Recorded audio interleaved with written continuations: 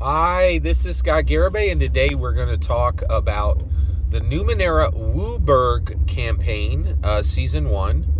And so first of all, let me explain the WUBRG. So it is WUBRG.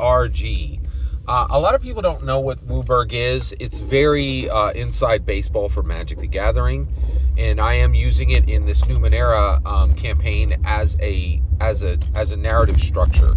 So let me explain what WUBRG is. So it's all caps. It's an acronym, right? So it's WURBG. Okay. So WUBRG, and it's WUBRG. So W is white. Okay. So in Magic the Gathering, there are 5 sources of magic, and they all come from lands, different types of lands. So white mana, white energy, white magical mana comes from plains. Okay. U is blue. It represents. So U represents the color blue. Now this one is confusing. In Magic the Gathering, that represents islands. Okay. But it's U because there are 2 colors that start with B. There's black and there's blue, right? So rather than if they use the black, if they use the B letter, you don't know if it's blue or black. So they use U to indicate blue.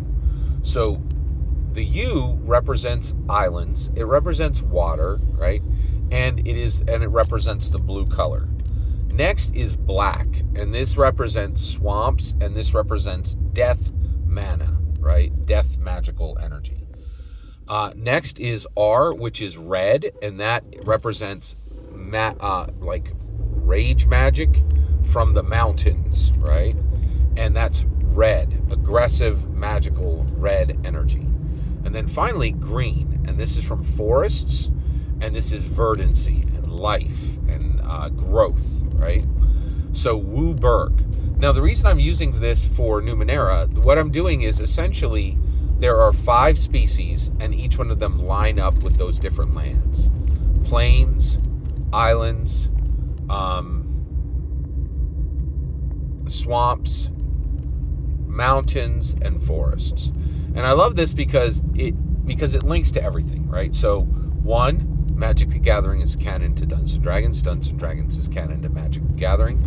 But those land types are universal. You will find them. I have never played a setting where those 5 land types cannot be there.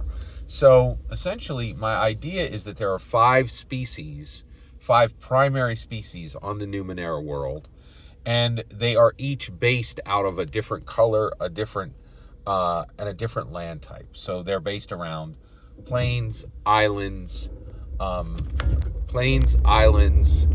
and then swamps, mountains, and forests, right? But that doesn't need to, and the nice thing is we're playing Numenera really to escape. Why do you play Numenera? So this is really interesting. Numenera is really Dungeons & Dragons freed, Dungeons & Dragons with 2 things that are very different. 1, a completely different rule system, but that is also elegant and fascinating. It is an elegant, fascinating rule system. And then in addition to that, you're playing Dungeons & Dragons, you're playing a fantasy game in many ways, but you are divorcing that fantasy from medieval Europe. And that's never really done in Dungeons & Dragons. They talk about it, but it's always there. The closest they ever got was really like Eberron, and even Eberron has a ton of Tolkien in it, right? Whereas Monty Cook's fantasy world, this Numenera world, is really fantasy that really works hard to separate itself from medieval Europe, which is very interesting, right? Now, I do think that means you need extremely skilled players who know what they're doing. Now, I'm fortunate to have that. So very, very interesting. I just kind of wanted to explain the WUBRG aspects of the Numenera game.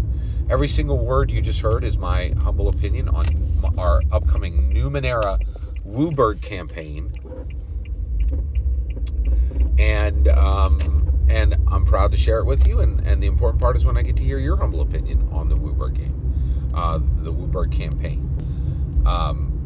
Please consider like, subscribing, and have a fetch millennium.